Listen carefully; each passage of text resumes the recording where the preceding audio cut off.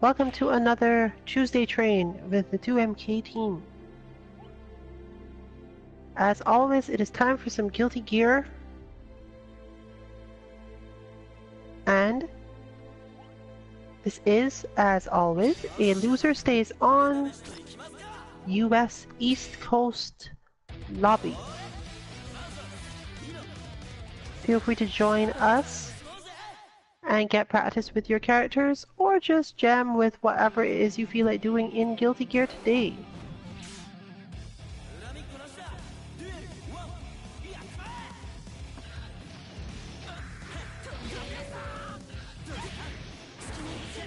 We're going to be seeing the usual suspects. Since everyone is generally working on their newer ideas of how to play their characters, and since we generally only play Guilty Gear once a week,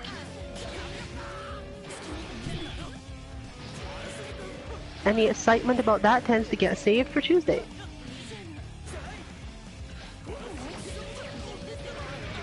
Be it new ways to roam and cancel, new combos to use, or new meter usage options.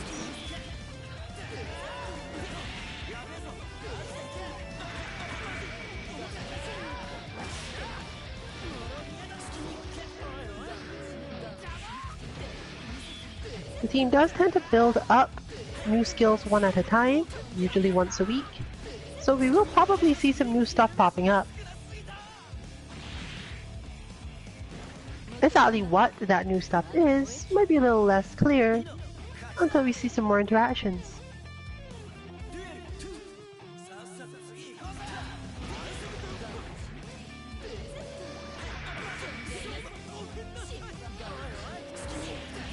Before we have Kansuke Dynasty, i.e. Rune Siren reprising her Ino. And Amara, as always, zoning as much as possible.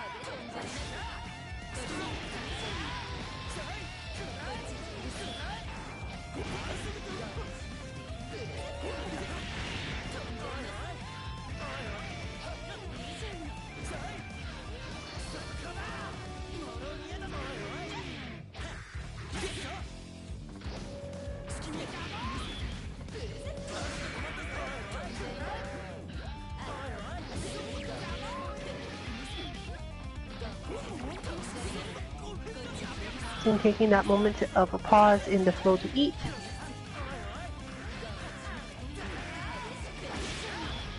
And getting used to each other's rhythms so much more that we're seeing a lot more just defended stuff.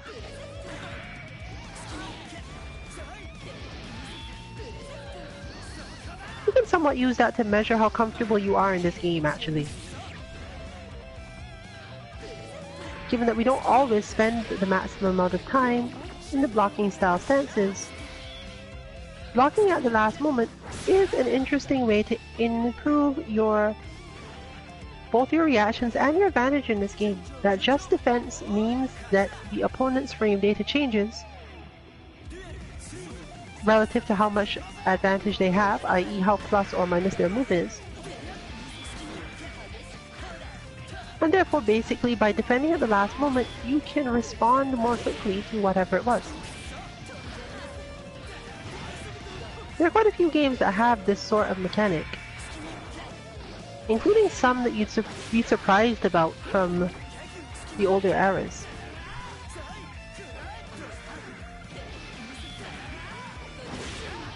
They're often combined with certain things in terms of spacing or meter building to make it easier to handle certain situations, and Guilty Gear is no exception.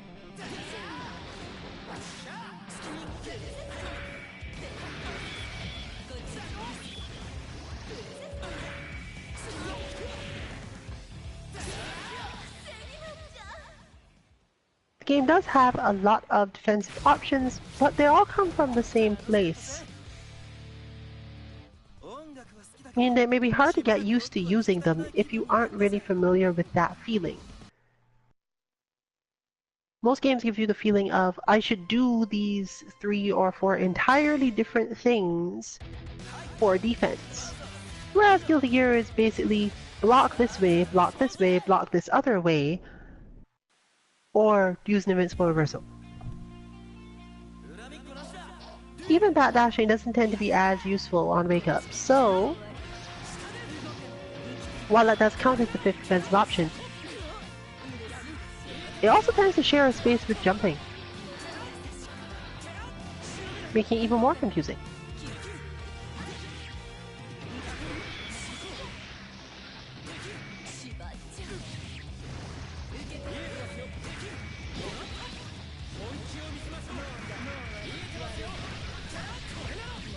However, it can build up the easy feeling that the game has a lot of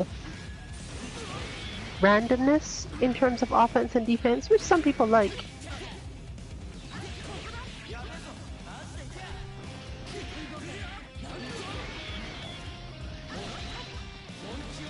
But last week we covered air green block, i.e. faultless defense, which has a lot of uses for various things. Mostly for getting in on zoners.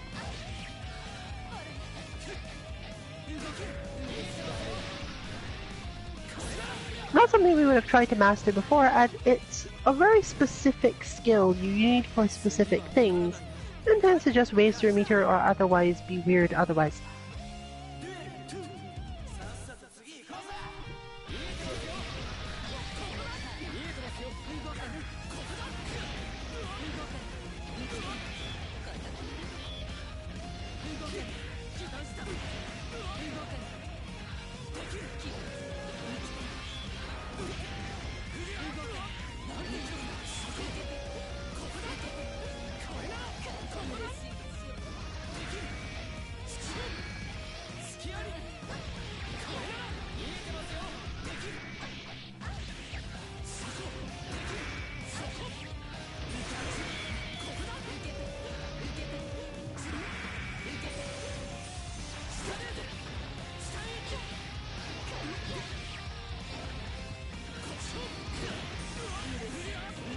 But there are few things more fun than finding a new tactic or trick, or even just a new button to help in a matchup, or as a general addition to your style.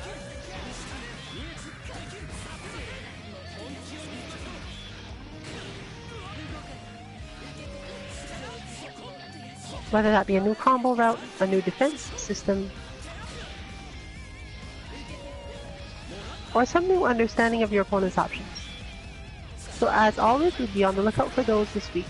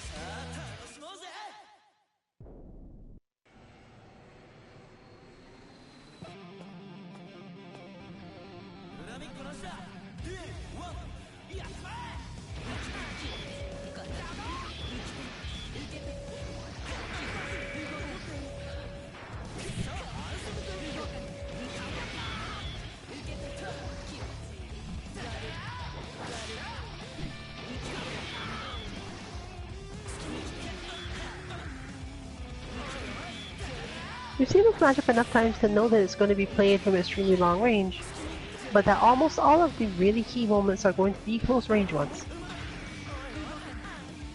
It's really stressful for both players on that regard, as they both have a fairly clear idea of how to handle each other at far away, which things are mix-ups that can't be really dealt with other than to guess, and so on. But those mid-range scrambles are really killer. This is generally what leads to things like dead angle attacks and blitzes being used as much as they are.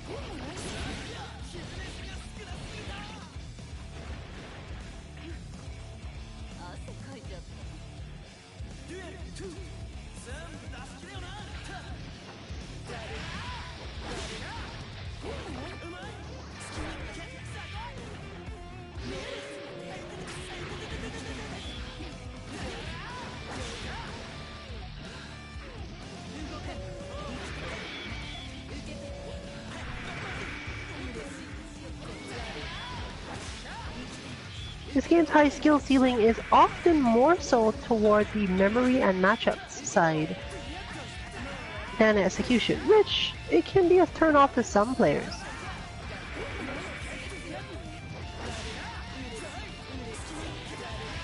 Some people just like building up really cool combos.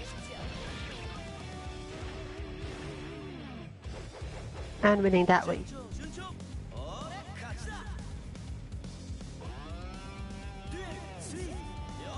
However, that will also still get you fairly far in Guilty Gear. It's just that you might be a little limited in which matchups you can actually land your combos in.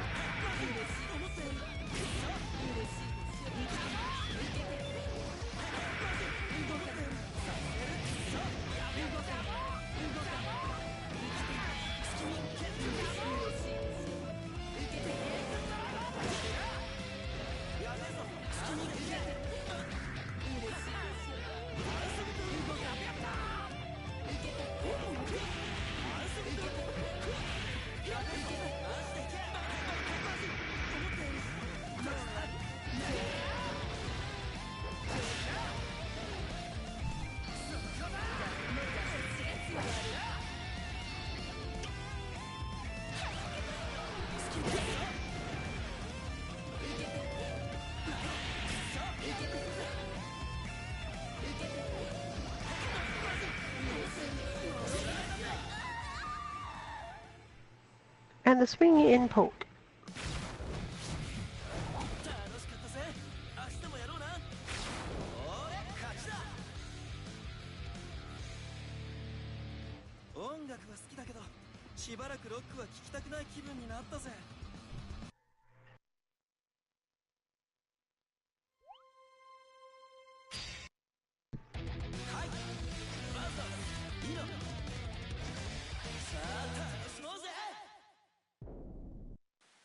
One of the best parts of training with good friends is knowing that they're not going to change their entire fighting style because they know you're trying to land one combo.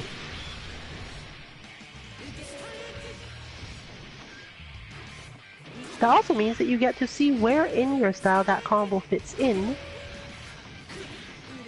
because you still have to play out the rest of the match, and they know you well enough to know what tendencies you're probably going to pick up while trying to get that combo started.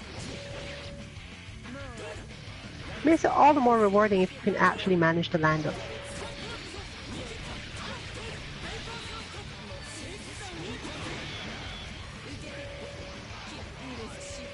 In Kai's case, his crouching slash is OmniRabbit's newest pet tool.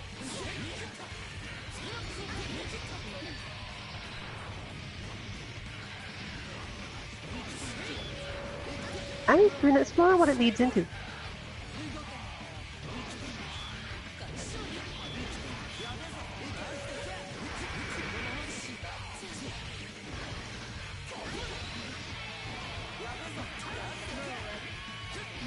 While Katsuki Dynasty has been perfecting the height at which she needs to hit in order to make her dive plus enough to get stuff after it, even if you block. So we're going to see some just defense of that coming in later on.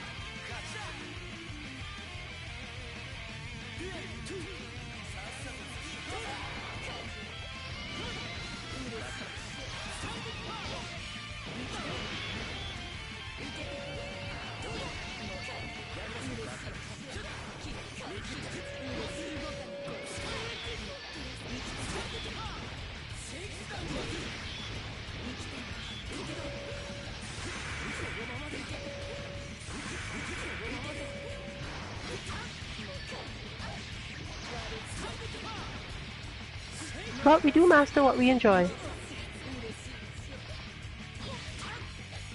So generally when you're playing this sort of game, you should make sure to like your character, either archetypally or design-wise. You may not be able to get both in every game. In fact, one of the stronger things that we have as a reason we don't, as a group, tend to play BlazBlue is specifically that. There's nothing at all wrong with BlazBlue, but rather the characters whose designs we like don't seem to match up with the characters whose playstyles we like. Go figure.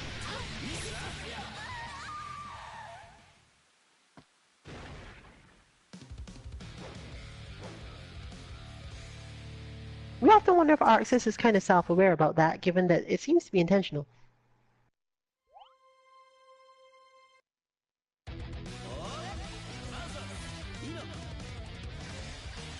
But if we had to ever recommend one game or the other, unless you have a really specific like or dislike for the mechanics of Guilty Gear over those of BlazBlue, it really should come down to which game do I like the character better in. Well, the character that I can actually play.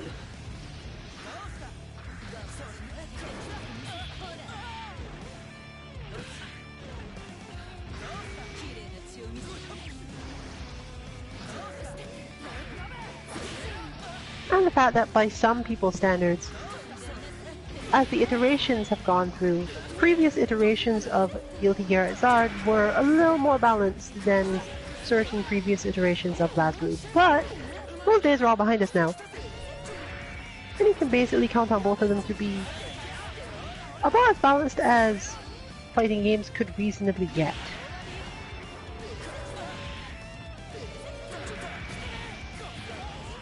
Especially ones with this much creativity in the characters.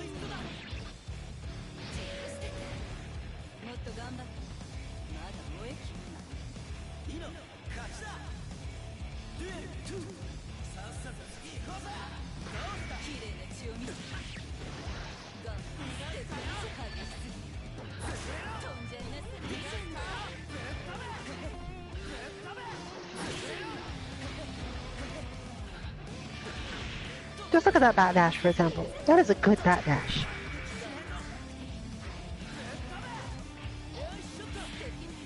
Have I ever seen such a good bat dash?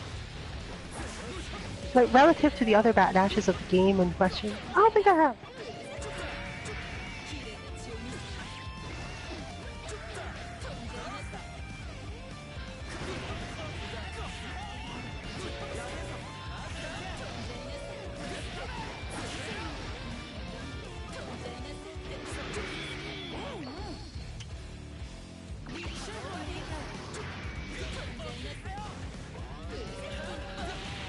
And I say that as someone who plays Chun-Li and Bison in Street Fighter V.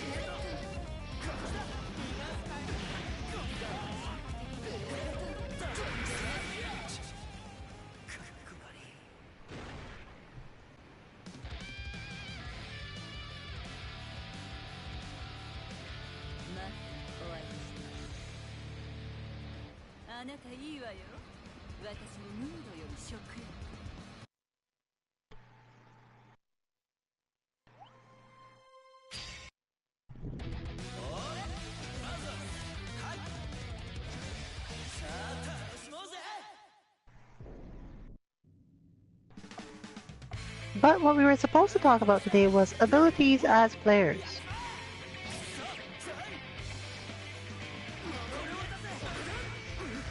Not every tournament does it. It depends on the production value you have available. But when you know your players and community well, especially for things like invitationals or really high level end of tour style things, hopefully we will be getting a great one from ArcSys in the coming year. When you have that sort of thing, you generally have a higher level of information about your top players and can make predictions as well as tell people, well, here's what to expect from their style. But this isn't true for just top players. Most people can tell you what style of abilities players in their scene have.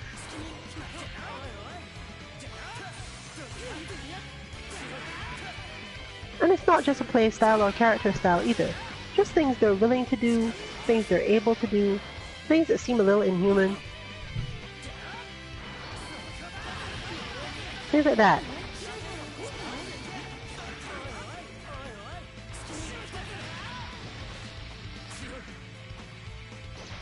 For instance, we can all tell you that you have to make Amara fairly nervous if you want to break her defense entirely.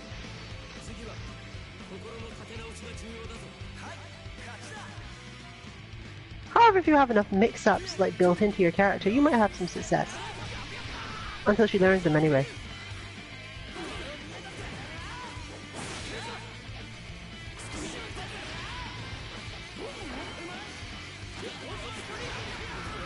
So you often have to be a little unconventional or really determined.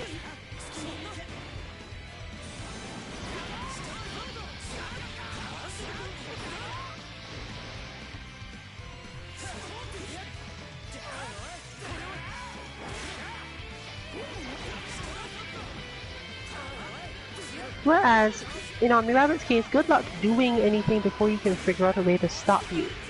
Just don't take, like, slow actions around him. If he happens to know anything that can beat it, or his character happens to win by just their nature, you're going to be in a lot of trouble.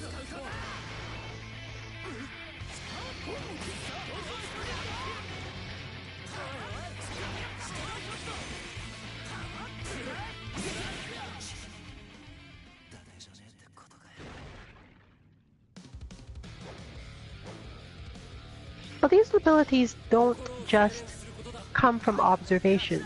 This isn't something that you watch and pick up about a person and then just say because you've seen them do it a lot. Some of them are actually quite predictable.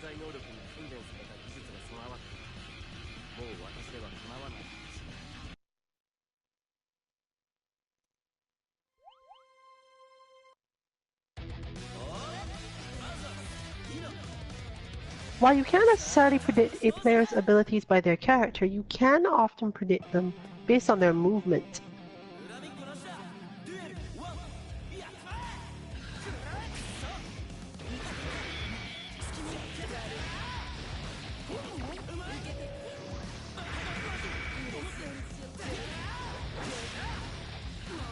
And how many buttons they choose to use on any given character.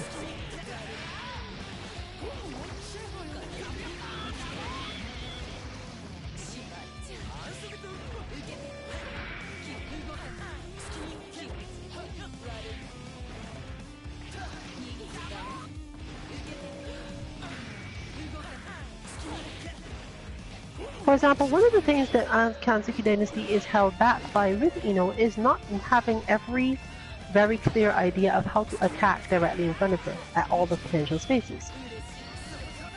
The further out nature of Guilty Gear, especially her general training partners, tends to increase this stressor, but even when she's fighting against my jam, the same thing starts to happen.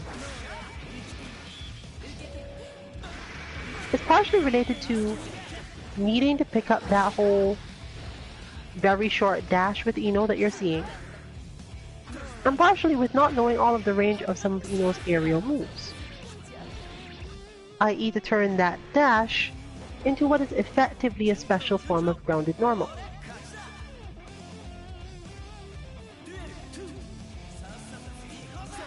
One thing that is useful for Ino here is in fact her instant dashing dust.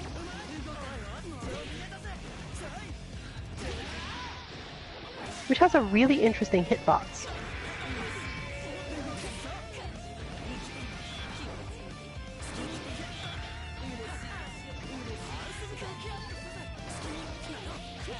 You see it demonstrated there.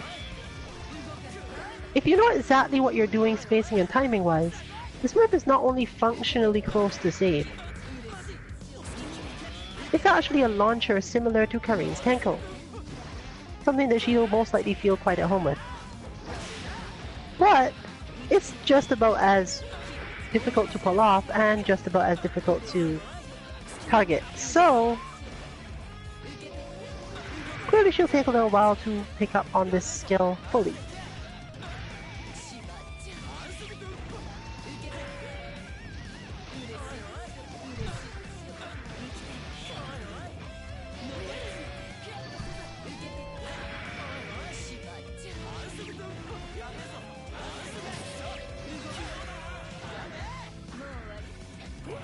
But as you can see, it's not really even that punishable by Blitz. One of her best options, really. But you have to know exactly how to space and time it, or you're just going to end up getting hit before you finish.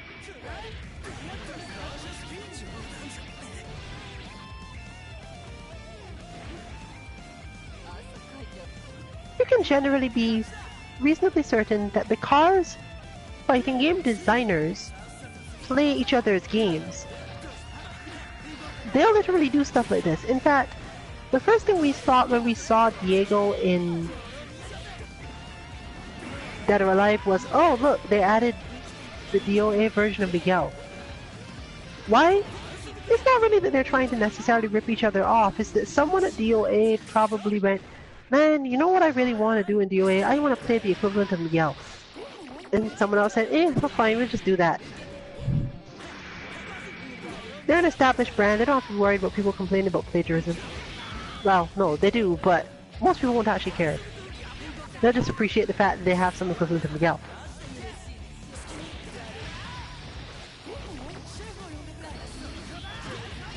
Even more interestingly, the player would then be able to go, but here's some stuff I want to be a little bit different about Miguel. So let's put our version of this character to be that. And they turn a little different.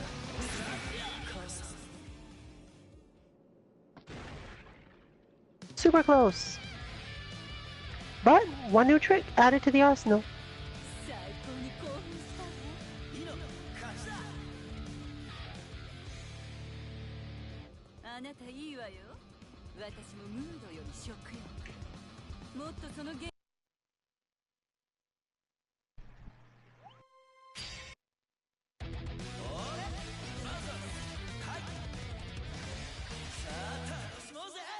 If you don't play games too often, it's better for you generally, both morale-wise and enjoyment. Do not try to learn everything at once, but if you plan to play for a fairly long session, and you were feeling your style or even fighting the same old opponents was getting a little stale for whatever reason, learn a new skill. Throw in something new.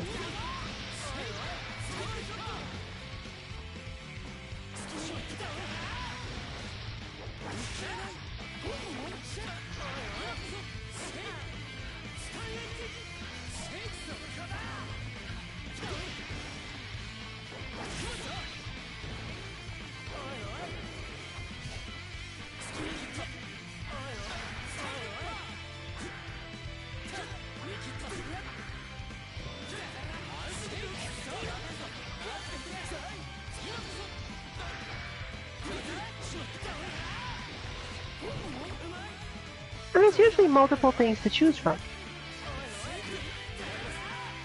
For example, Steen has his forward and kick, which is more of an offense than a defense tool. Forward punch, which is obviously his anti-air, but is a really good anti-air. And his instant jump back slash, which is surprisingly effective at a ton of things.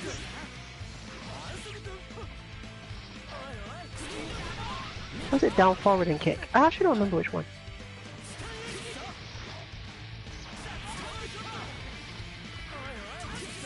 Oh, I think that was it. It's just that it doesn't look anything like a kick, so it's impossible to remember it as one.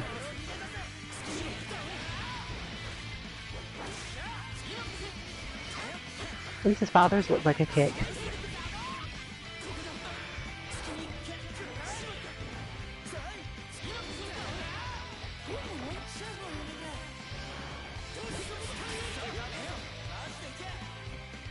And as noted, you should generally assume that it's gonna feel like something a character you like in some other game does.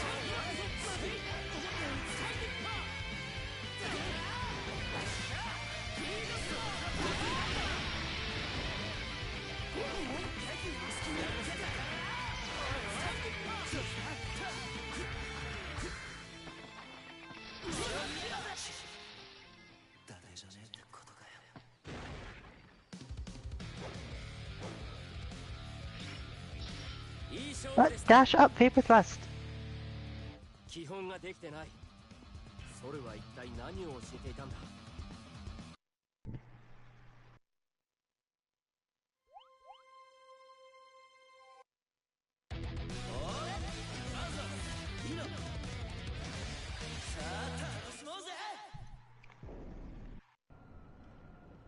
Still, try not to be too discouraged if the thing that you're trying to learn is an analog from some other character you like but isn't executed in the same way. This can make your life fairly miserable if you try to work it in too hard.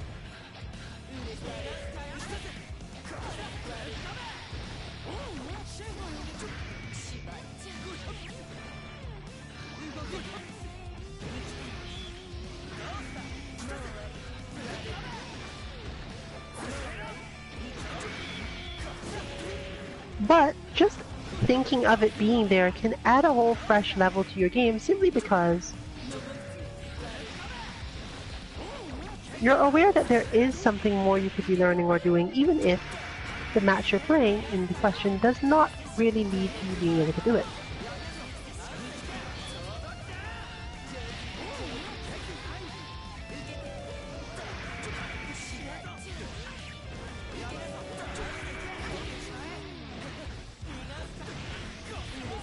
Got clipped by a Hot Baker, and the backdash away. That time, the dive was not quite as good, and therefore thrown.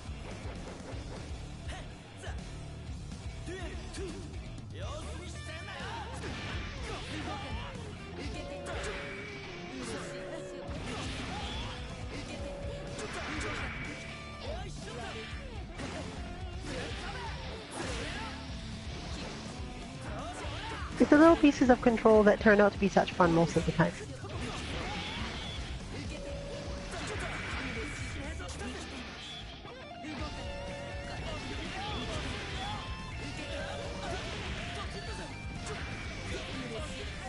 But you must often be careful, since the amount of dedication required to do some of these things can get quite high.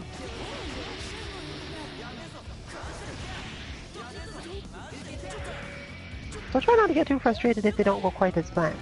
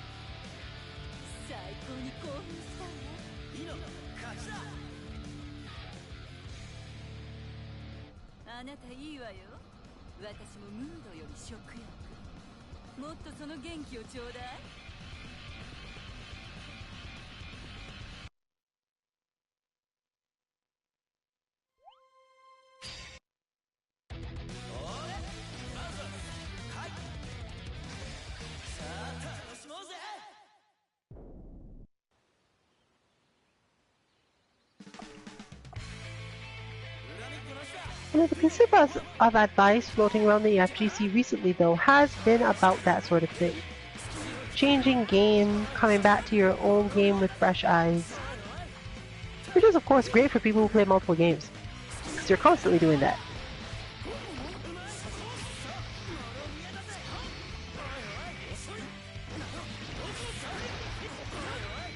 The fact that we tend to play similar characters also helps us feel things like, well, what if my character in this game had effectively a full screen standing heavy punch?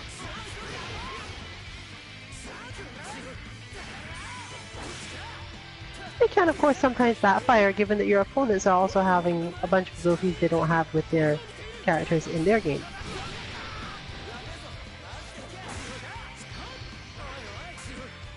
But depending on the flow of the match, you can definitely feel it.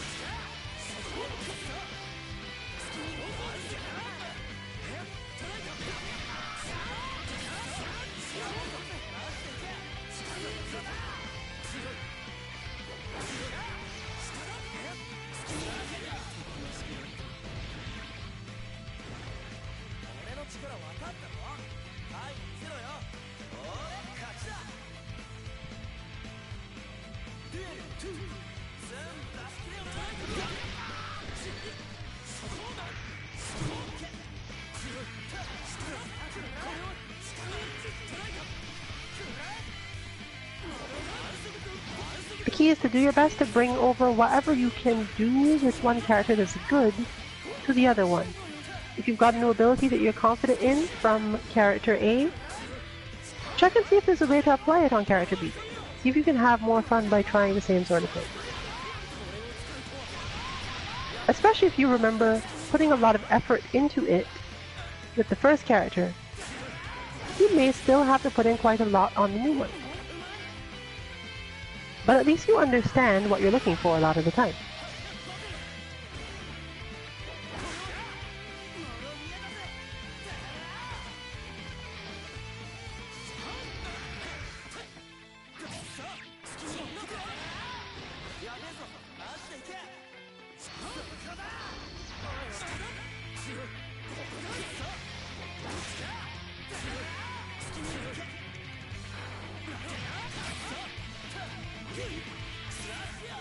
Ooh, that was quite a cross-up, and quite a fake cross-up. Well, like father, like son.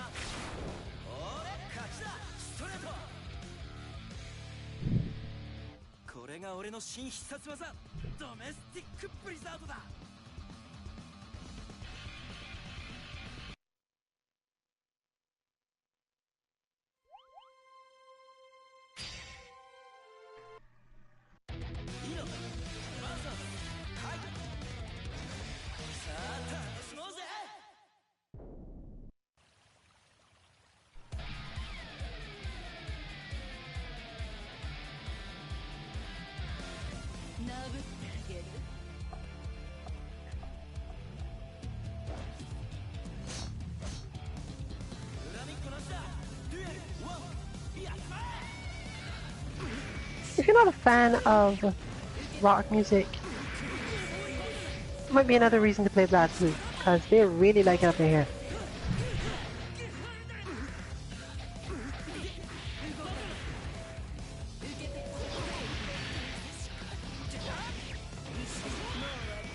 Now all we need is for ArtSys to make another 2D JoJo's Bizarre Adventure. Although, to be honest, JoJo's Bizarre Adventure for PlayStation was almost perfect as it was, so it's kind of hard to top it. Maybe we can top them into a remake. Seriously, it's super hard to, like... Then again, that was a Capcom game. Whatever.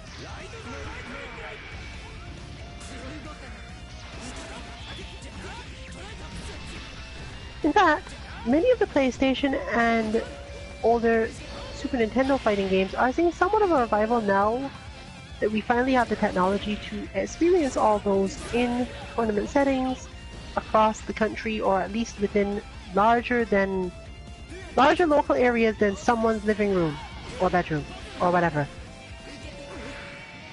So, if you haven't been playing fighting games for a really long time and all of the new ones seem too much for you, but you've got a lot of nostalgia for some older ones, you should probably check out Discord and see if there is a Discord for that game that you remember so fondly. You'd be surprised what you can find.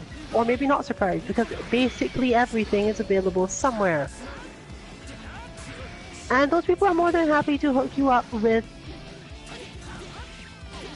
resources to play the game, and to play the game online if you don't feel like just playing the CPU anymore.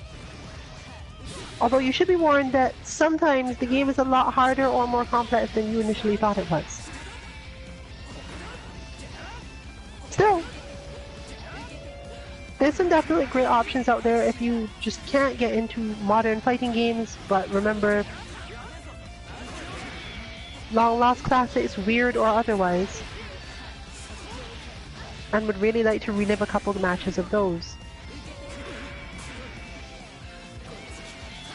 Obviously, it is a Street Fighter Anniversary Collection. We haven't been hearing too much about that recently, but maybe we haven't been listening hard enough.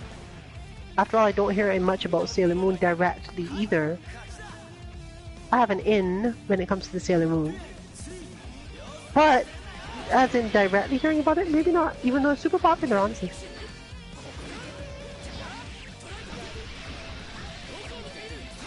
I'm more of a Gundam Wing fan. Mercury is forever. But I remember how broken that game actually was. Presumably because I never played it against anyone who could do any of the broken stuff in it.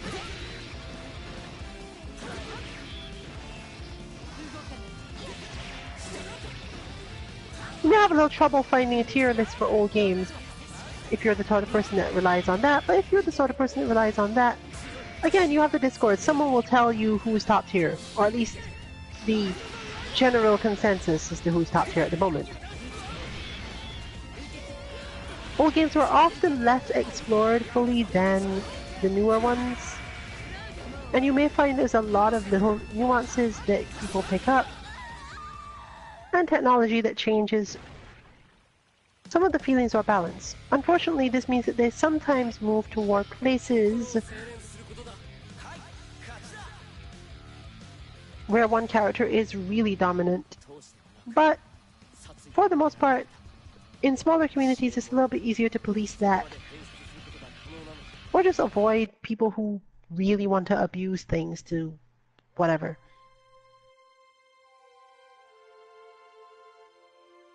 So sometimes you want to be happy that your game isn't too popular or at least too profitable.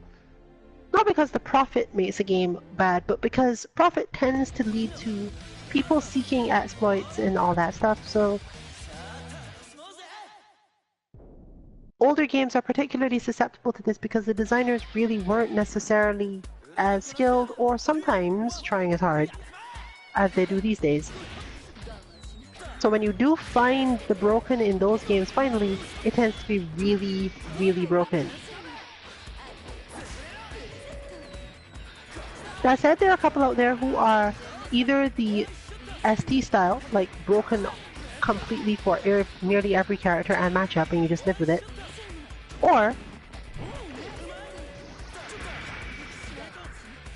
surprisingly nearly not broken at all, just super high skill ceilings for anyone who wants to play and not have to deal with the opponent's insanity, i.e. Weapon Lord, and most matchups in JoJo's Bizarre Adventure. Not all, there are a couple that you can just play normally as if it was a standard fighting game, but on the other hand, the game contains a man who can shoot a bullet that he can control. And while controlling this bullet, summon his partner who lives in glass to stab you in the face. So, you know, simple things.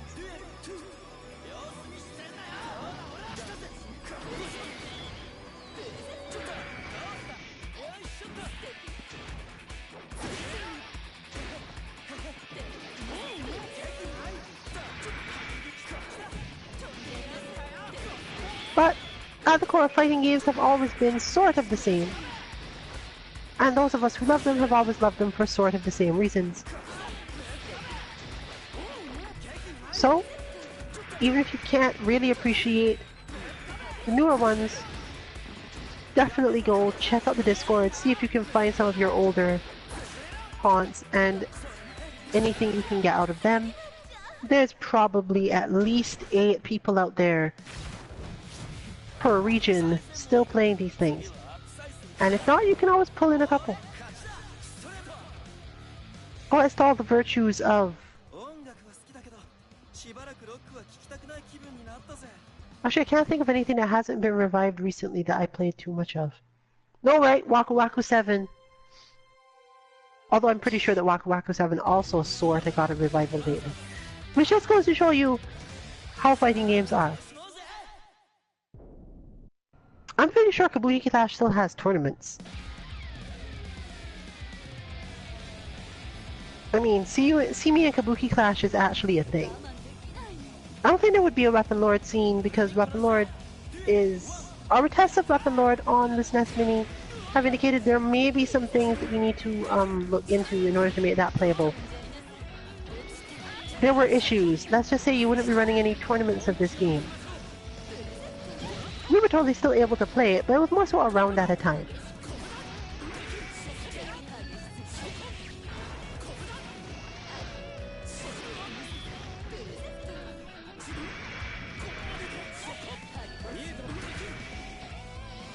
of craziness did I play?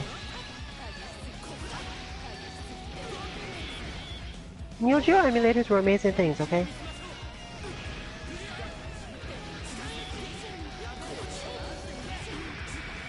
Although honestly, a lot of those games of that era were fairly generic because people were just learning how fighting games were supposed to function. We've come a really long way in this genre, and I mean really, really long way. Largely in part due to the competition that happened between top developers back when they had big ones that were specific. Street Fighter, Mortal Kombat, those things. A lot of those games weren't so great in their first iterations either, but arcades were a strong place to get that. And the reason why you hear people talking about their nostalgic days of playing Power Stone and the like is because a lot of those things were relatively enjoyable by a lot of people.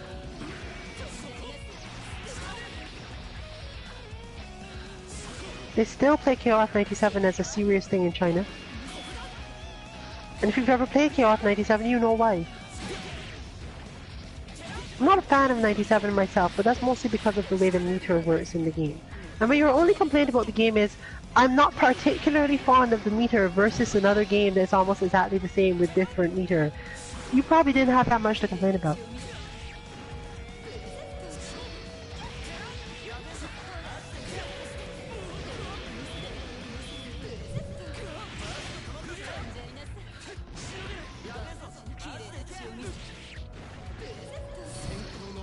A lot of these games are even available on PlayStation if you look around for like $6 to $12.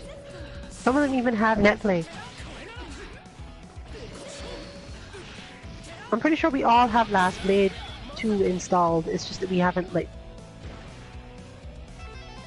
ground out speed combos in that game in a while. But every era has its own set of people and its own strength, which is why you'll hear people asking more for things like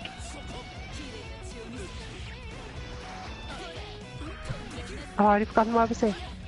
That just goes to show you how many games there were, okay?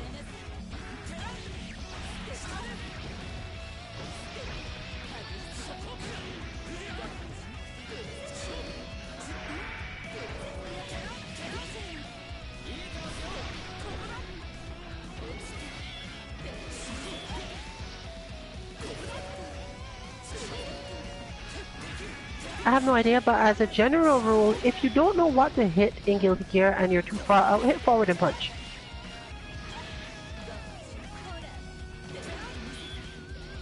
This is because forward and punch is universally high invincible, high strike invincible across basically all characters. Which means it's a bunch of things that your opponent will want to do as a response that you'll at least be able to see if you dodged it, because they don't want you jumping off the ground.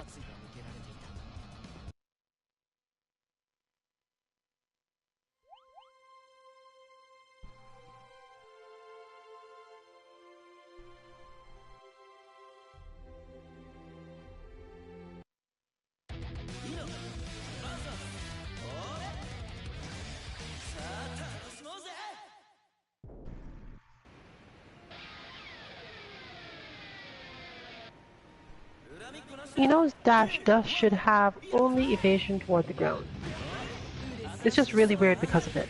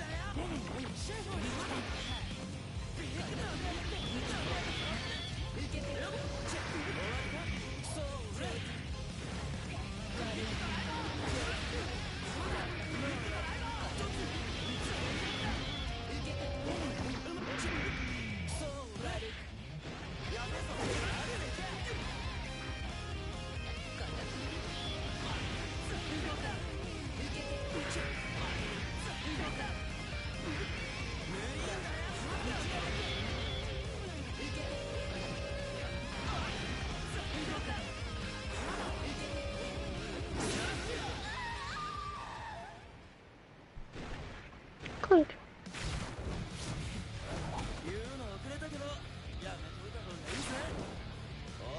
The match played out as standard, so I got invested in finding old Neo Geo fighting games.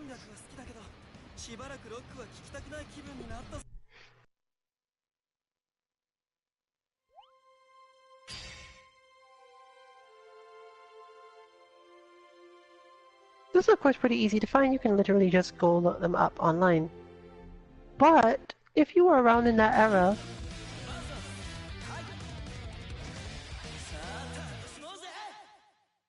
you also have opinions. Opinions on which is best. Ranker.com is pretty easy to find for this.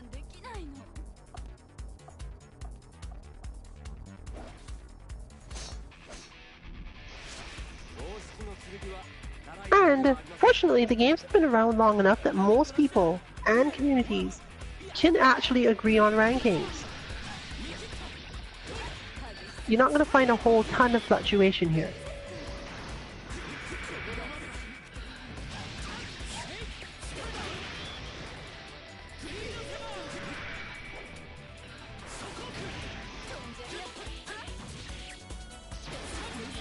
The main list you'll find is about 37 games long if you just go on Ranker.com and check them out.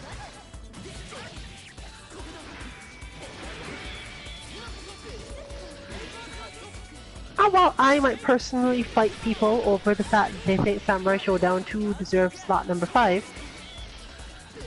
and that Kabuki Clash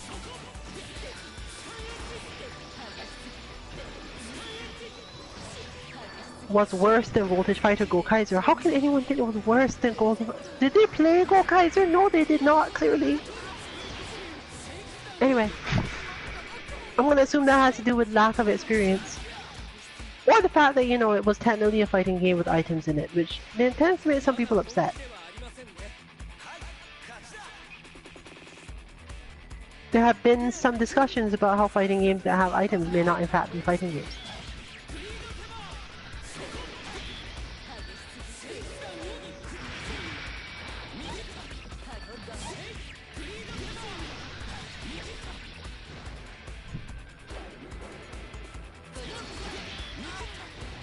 The simple fact that you could literally just go and find an immediate list that will give you literally 30 plus fighting games.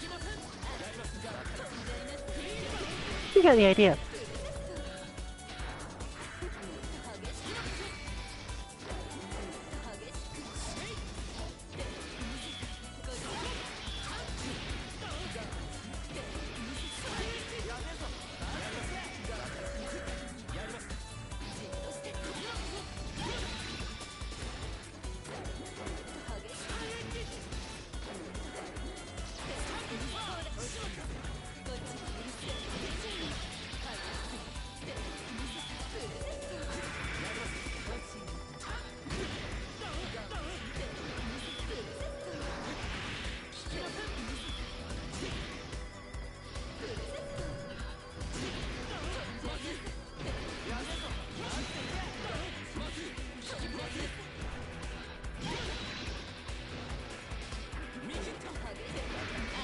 definitely have to think more so about the crazy Neo Geo ones than the crazy Super Nintendo ones, and possibly the crazy Nintendo 64 ones, which tended to be literally crazy.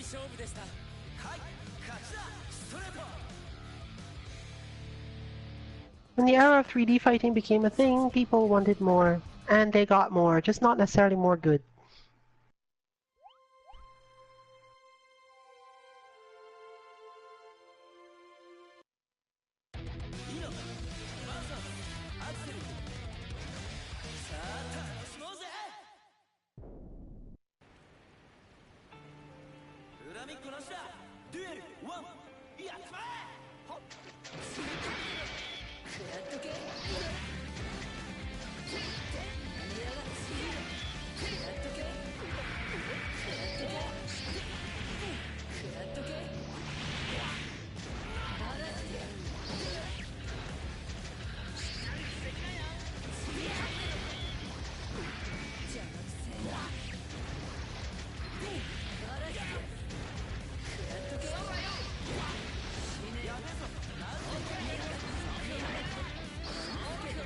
But history will always reward those games that brought people fun. Whether it be because they were actually fun to play or because they were Karnat's revenge.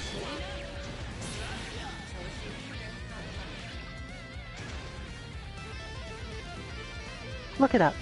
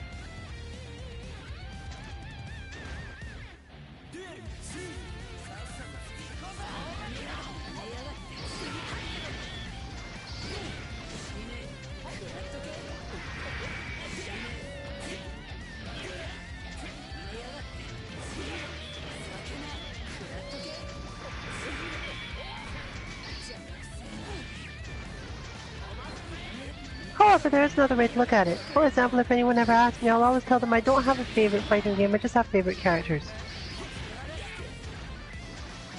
And if a game happens to have no favorite characters in it, then I probably didn't like the game that much. But that's not really necessarily a matter of disliking the game.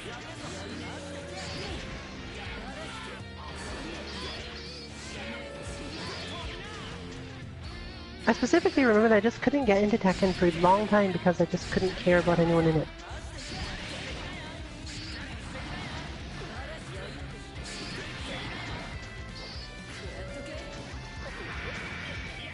Similarly, it helps to understand people who basically go, yeah, Tekken was great, but until they add my boy Lei Wulong, I'm not actually going to play the game. That said, if you were not aware, there were some announcements at EVO, one of them being my boy Lei Wulong. So, if you were out of the Tekken scene because your characters weren't all back, you should double check whether or not they're incoming.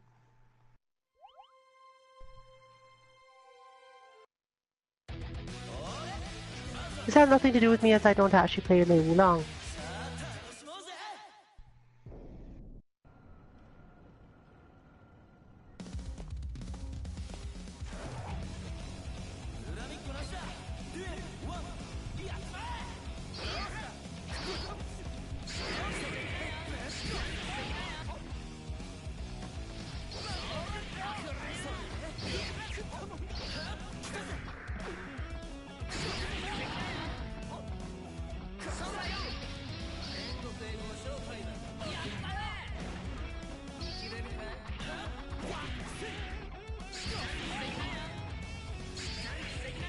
In fact, part of the reason why people tend to like fighting games so much is that if they can find the character that lets them play similarly to how they did in some other game, they'll just generally feel right at home immediately. It's an interesting feeling that is not often easy to gain from other types of games. This is partially because other games, especially platformers, are always looking to innovate and create a new feeling altogether so as not to come off as a ripoff of a different game.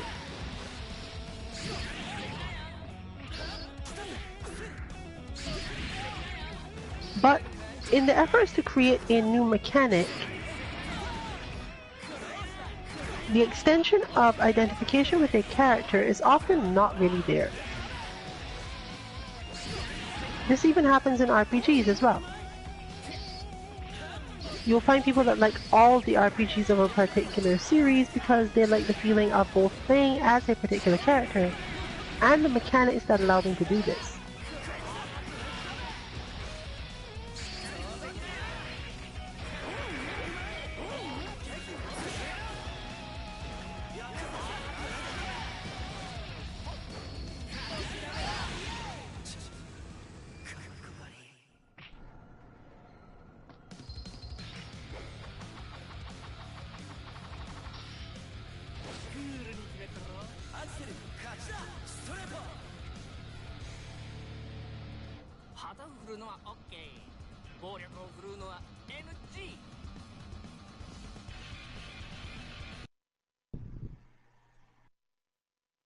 Of course, back in the early days, fighting game characters usually were a little bit too similar, and therefore it didn't work out that well.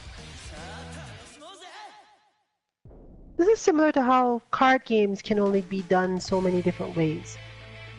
Once the fighting game community accepted that, things shifted around a little bit more.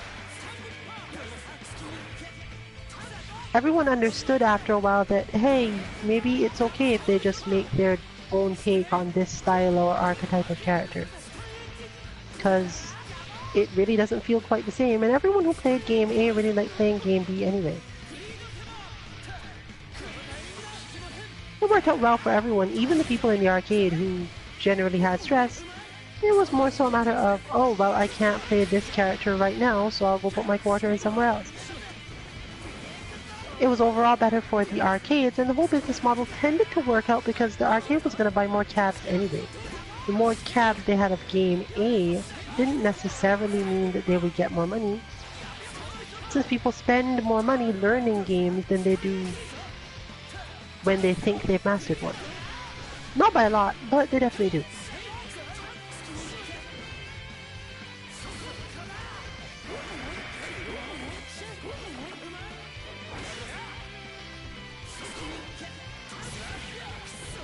Which means that we get to have this wonderful era of games where the characters are distinct, but similar enough that we can go, okay, I'm playing that one, because I play one like that one in other games.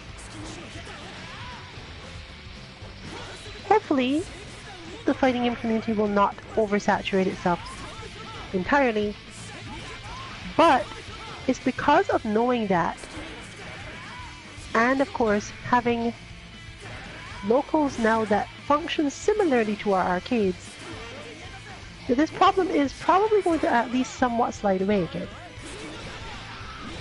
Sure, it's difficult to buy the games to play them at home, but when your local decides, hey, we're running a black bracket for Fighting ES Layer, and you don't remotely own or understand Fighting ES Layer, that really doesn't stop you from picking up some Alan Snyder and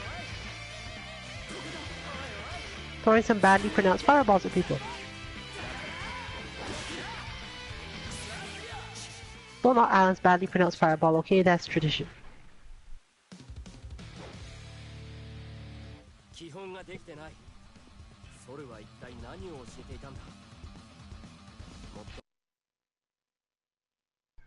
This can be harder on you if you don't actually have the capacity to head out to tournaments and so on,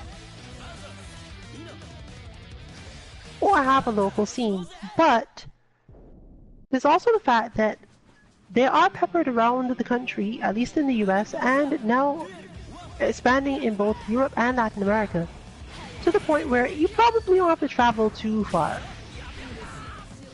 And most communities are definitely welcoming enough that for usually like $10 to $15, especially if you just want to play casuals and not actually enter the tournament, you can just go hang out. Someone will help you out probably. You'll get to play at least a little bit, watch some, ask some questions.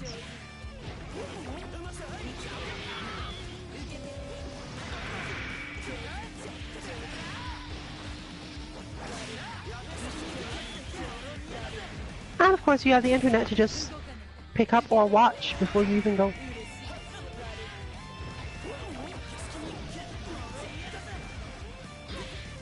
I, for example, have never played another person in Tekken.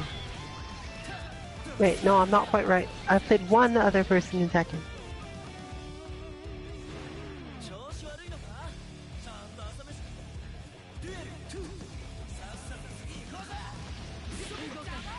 But I know that eventually one day I'll be called upon to save the world with my Tekken play, and we're all doomed. But at least I'll be able to try and I know which character to choose. Just in case the, I don't know, alien, overlord, or demon is really bad at Tekken, and they're just counting on the fact that I don't know how to play at all. Then we're all safe. Because I can do at least one combo.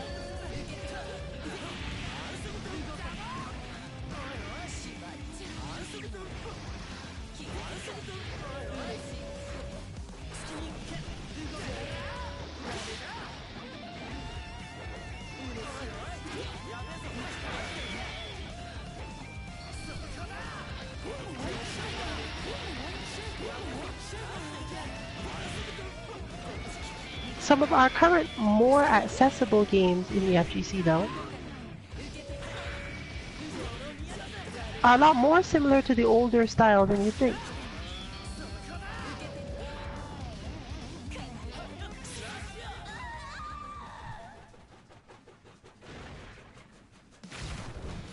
So, even if you don't think you could keep up with Dragon Ball FighterZ, you could still go back and play some similar stuff.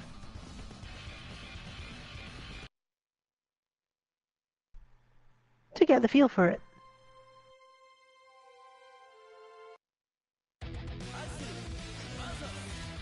Don't think you can handle that? See me and say the move. There's always something, especially if you're looking for things created by the same people.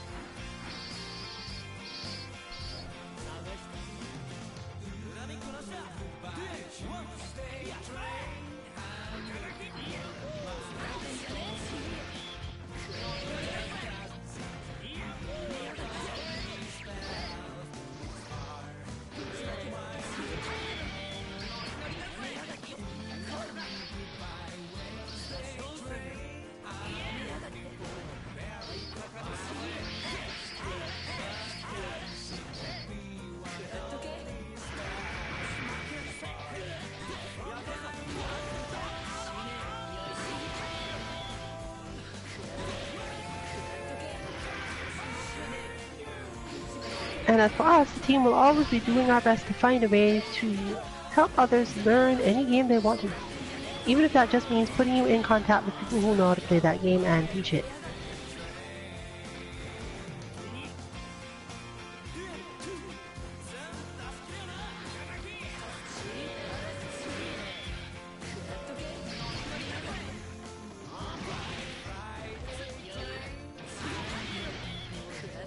On that note, note that this guidance is most likely going to be related to our new Dragon Ball FighterZ bot. We can't call it bots yet, we haven't developed anything additional. However, we do still have to do some more development on it, so there's also the possibility of it being DOA.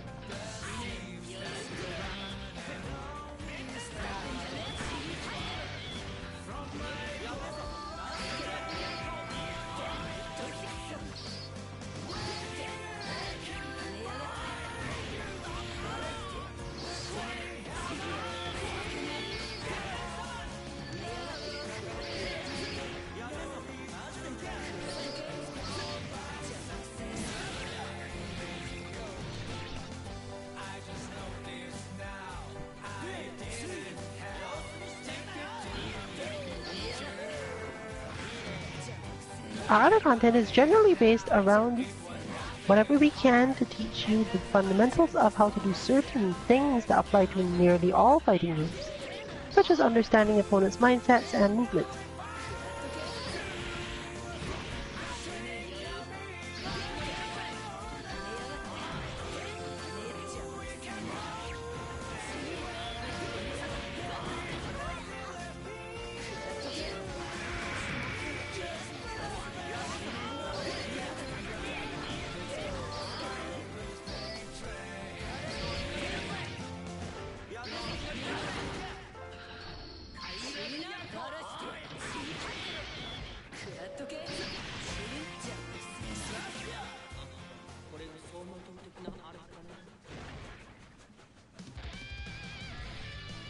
We're seeing a relative evolution in Kansuki Dynasty's Ino play this week.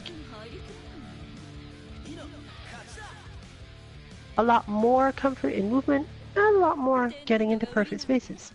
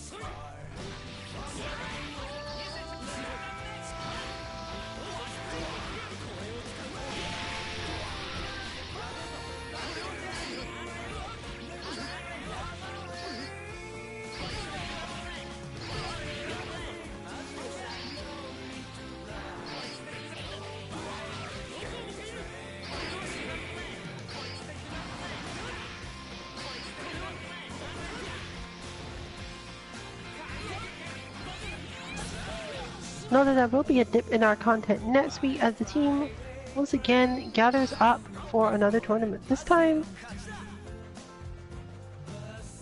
while the tournament itself is not too much smaller, well, maybe, Combo Breaker was kind of large,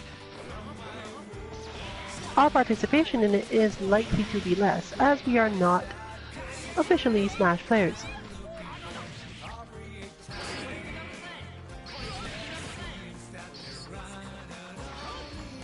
And we are still in the era where at least bring your own controller is a thing.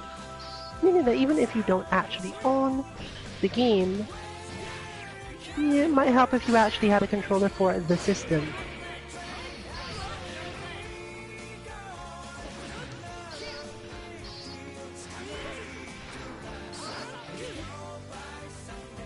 The witches must have found this so hilarious.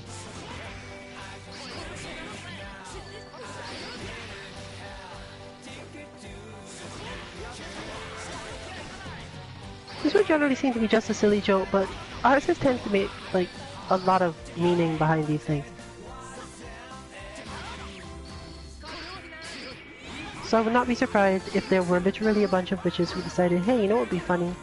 If our capital had a giant pumpkin in the middle of it. I know a person who would do this. Let's just say I would be completely unsurprised.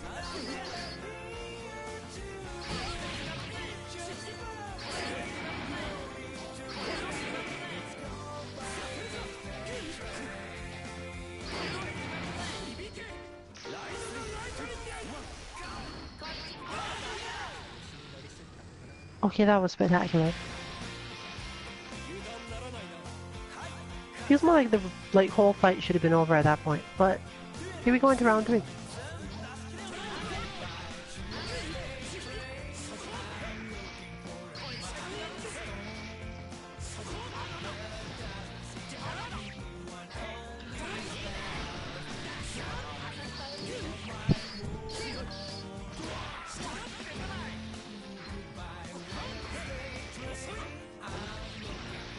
the back of their hair looks nice and cold.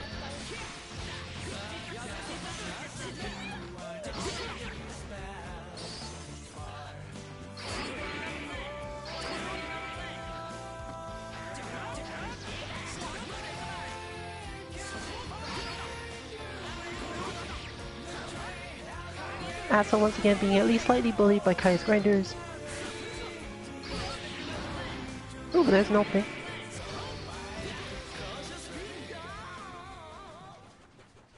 And a clip to the toes.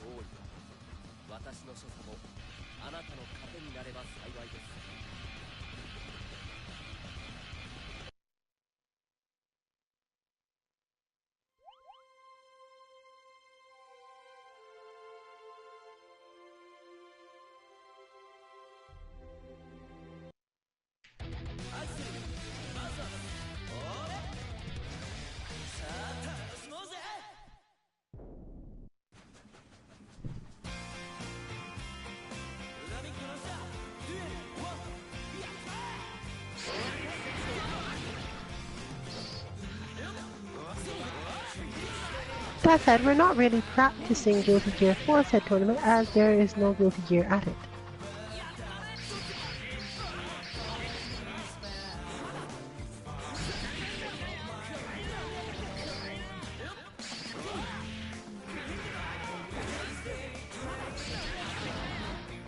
It's primarily a Smash tournament with some space for Dragon Ball and Street Fighter.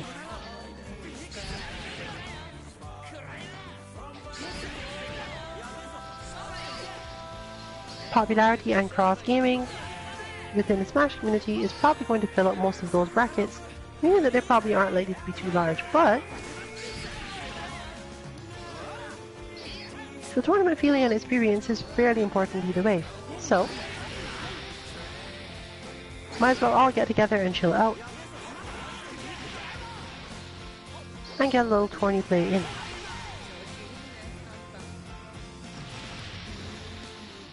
Plus, assuming that things aren't too crowded or stressful, you can expect a fairly decent amount of time on the casual stations at tournaments where your game is not the main pull, as long as it's available in some way.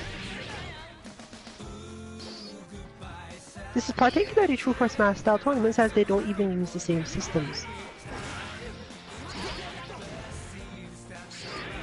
In fact, in the case of certain ones, they don't even use the same monitors. So you don't exactly have to expect people rushing you off of the setups, although they may need the area as a whole.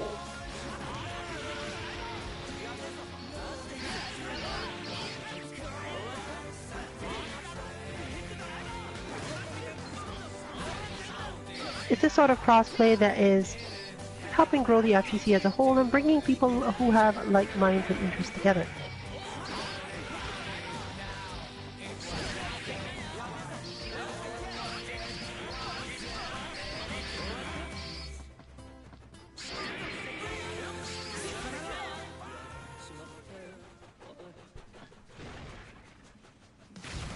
As usual, spacing and defense.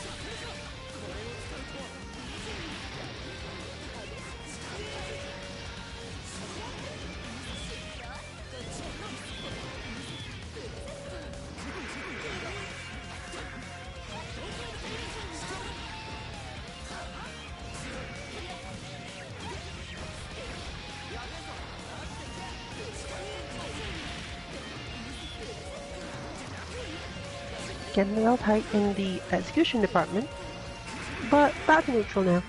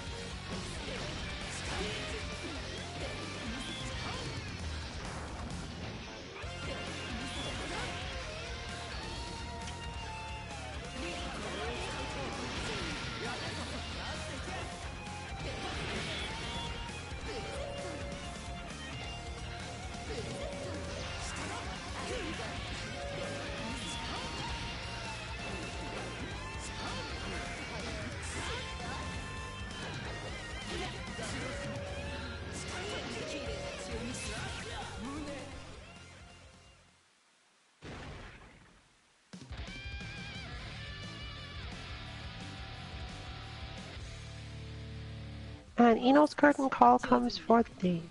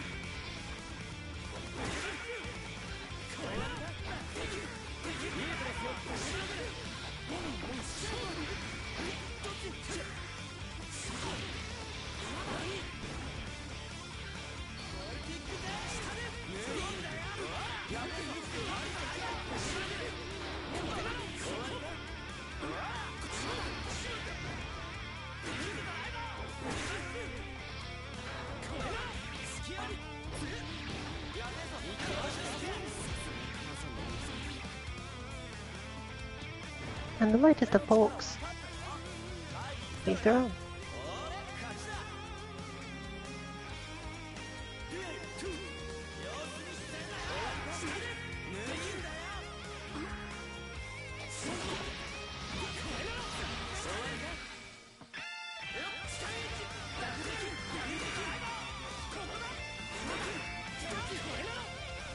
This is my favorite song in the game for like a particular riff, but I'm not sure how much I like the rest of the song, so I never said it.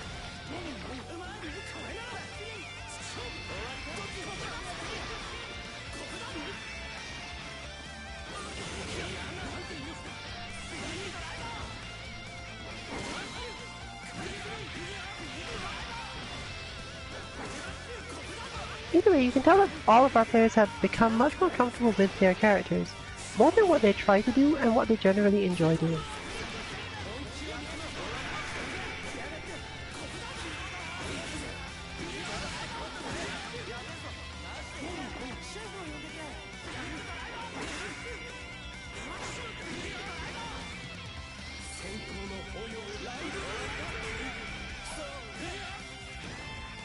Or if just to throw a punish rather than punishing Ride Lightning with itself. But seems Normal has that slight spacing down pat, making this much harder for OmniRabbit to deal with. Forcing him to go for much riskier things, but... and there goes defeat. Get it? Defeat. Anyway.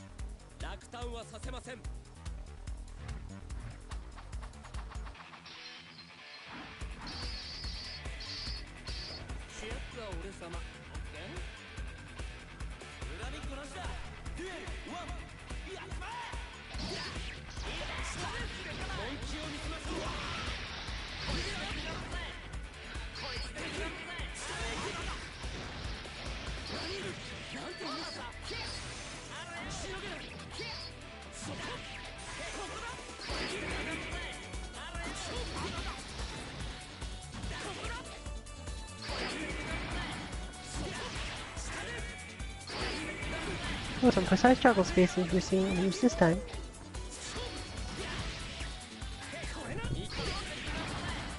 But it seems that OmniRabbit's going for a fairly hard combo.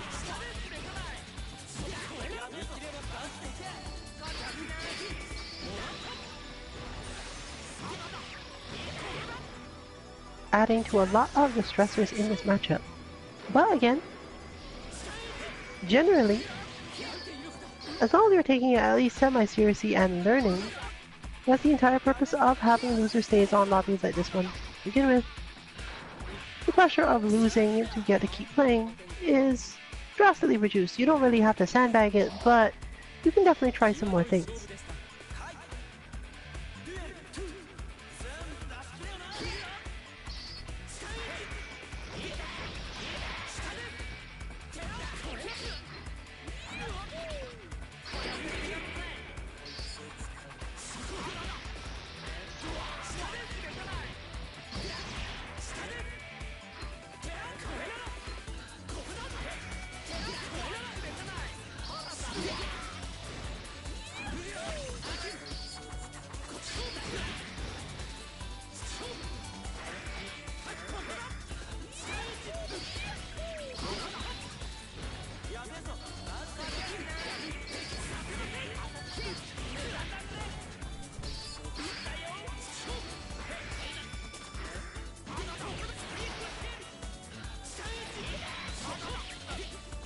And of course, if you do choose to join us, you can always let us know what your level of experience with the game is.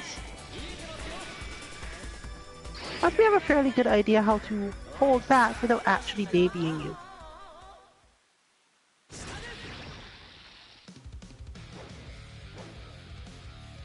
always some hard combos to check on, or some weird situations to set up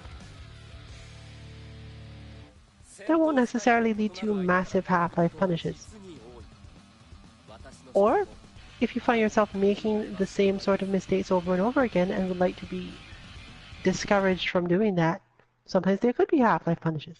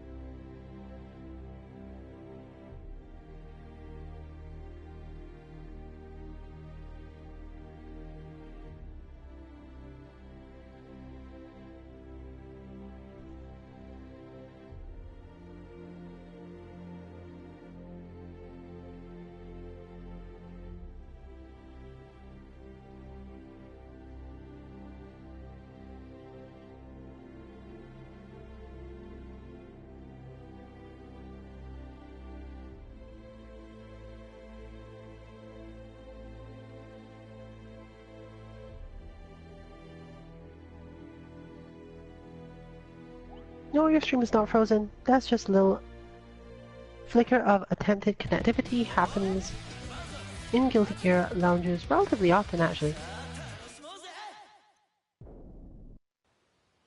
Presumably storing certain types of information.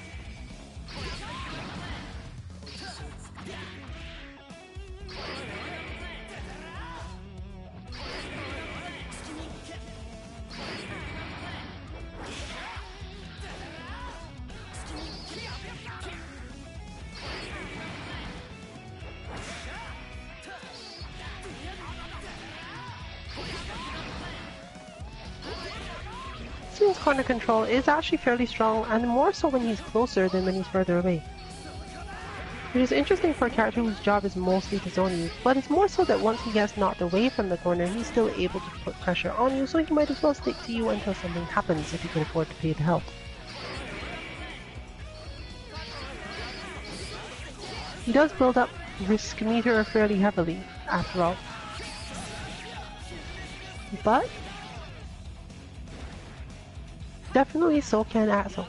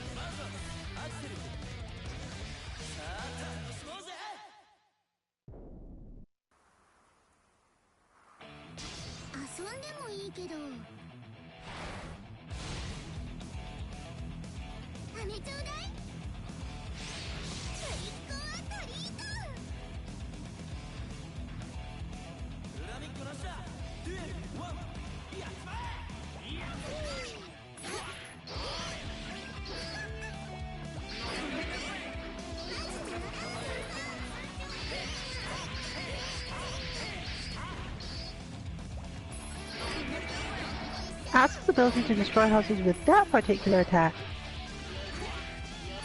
is one of his strongest assets in this matchup.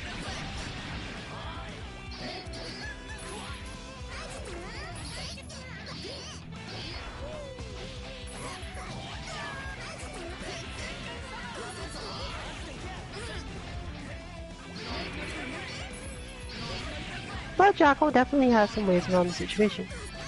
As we were discussing last week, once she does get to basically full screen away from him, she can do what she likes. As nearly every character can green block approach Axel from max range, it's just a little harder to do it from slightly closer.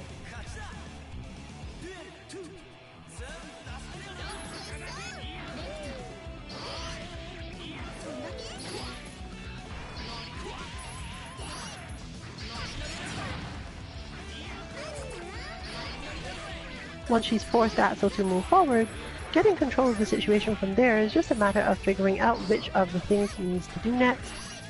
She's going to be able to beat with either her long buttons or patience.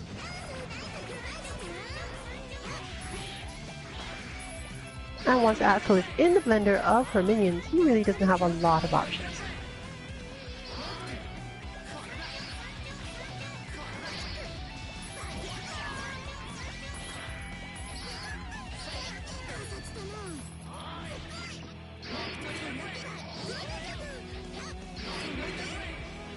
Fortunately for him, he's relatively good at keeping them from starting the whole process.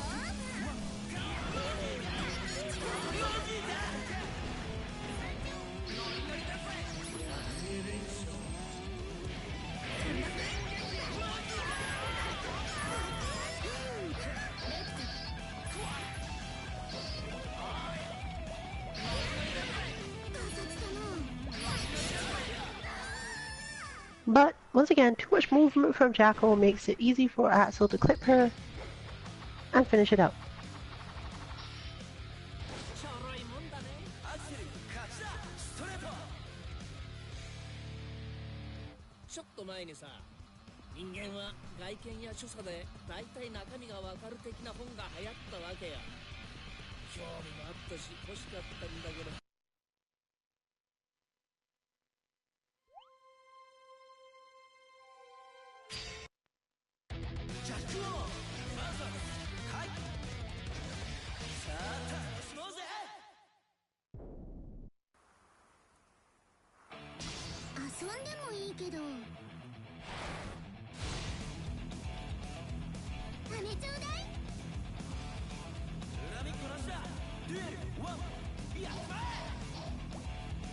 Indeed, let's rock.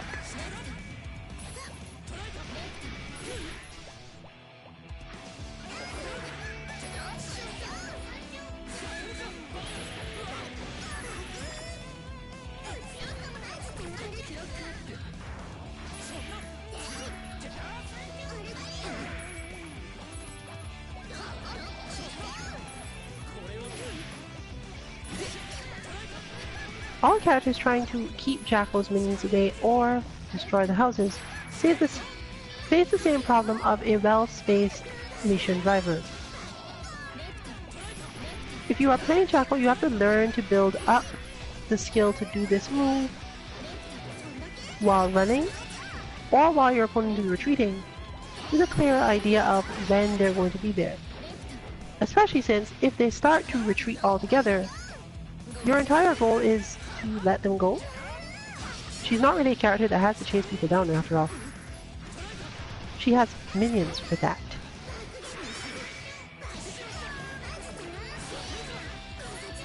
So it basically comes down to reading your opponent's intentions, whether or not they're going to try to specifically get into position to keep themselves safe and or destroy houses, or back away and give your houses time to power up. Once they're powered up enough, she really doesn't have too much to worry about.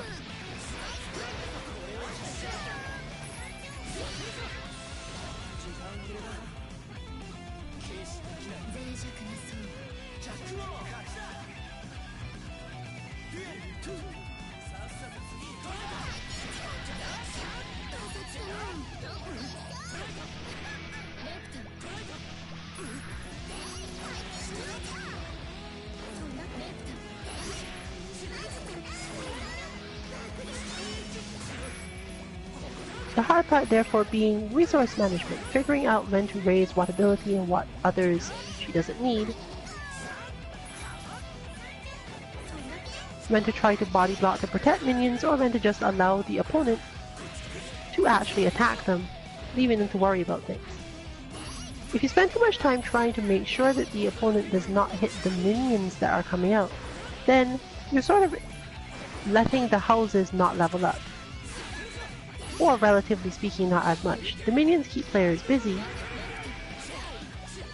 Mina the Jackal herself can sit and do basically nothing for long periods of time, recharging both her abilities, which are all on timers,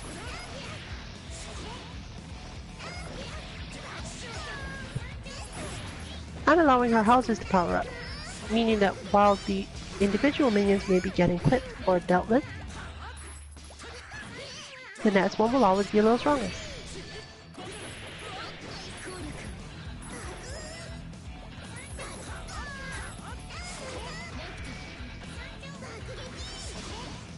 We have been a really strong resource management move to play Jackal properly.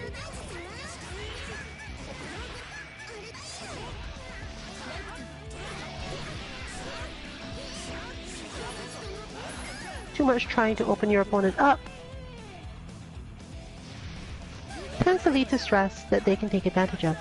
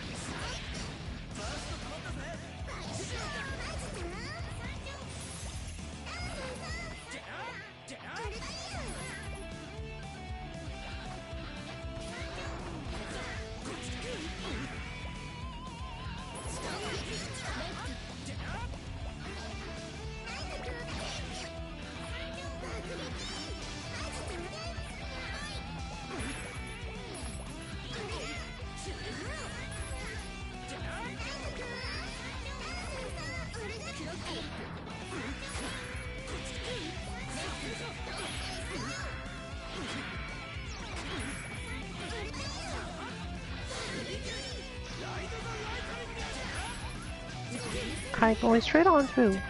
No, the supers do not tend to do a lot of damage to houses as they pass because of the nature of most of them.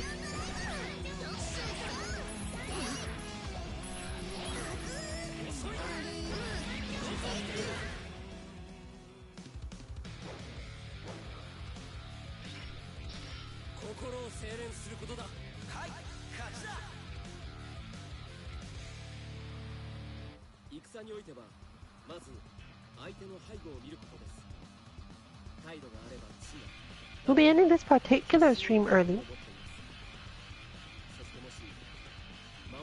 so note that normally we go on for another hour on our Tuesday train.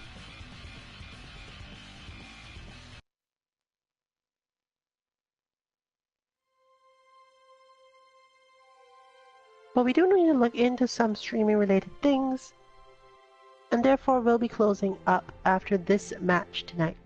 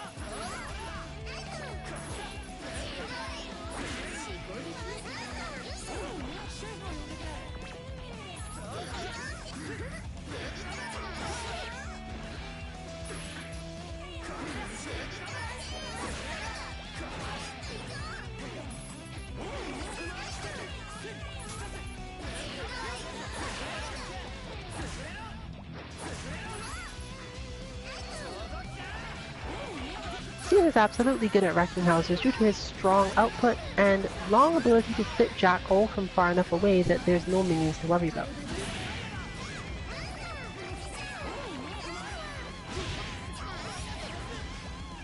That said, there are definitely specific spacings where it becomes difficult for him to pull this off without taking heavy risks. Jackal has to spend a lot of time in the air and at very specific heights and distances in order to shut down Scene's capacity to destroy both her houses and her minions. Normally she only has to choose between the two. And keeping him busy with houses and minions on both sides tends to make it easier for her.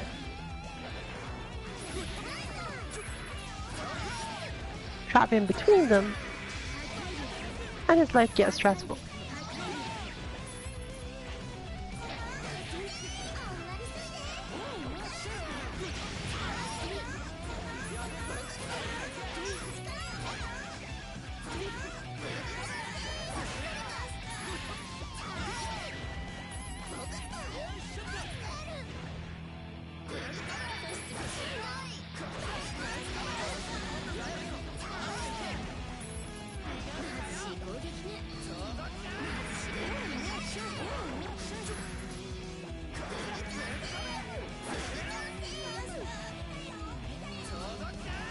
But even then, he's the type who can be very careful about a ton of things at once and has a large sweeping arsenal of attacks to help clear out and avoid minions.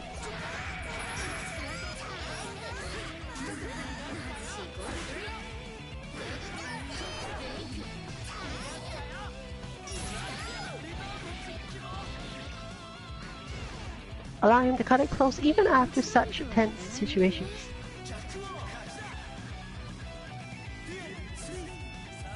But that brings us to literally the final round of the night. Join us tomorrow for a look at our G-Bot. Even though we've already released it, we haven't shown anything from our side about it.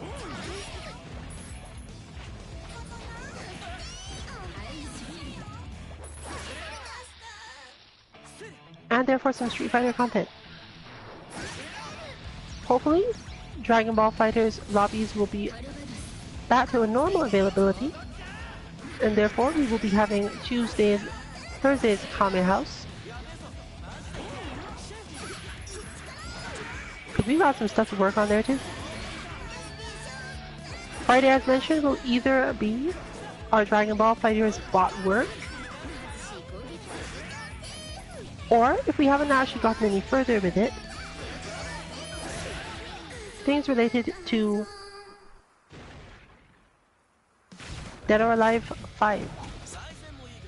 Next week, Monday, we'll be back to our Mishmashing Lounge, and Tuesday, back to the Tuesday train. So, look out for our content.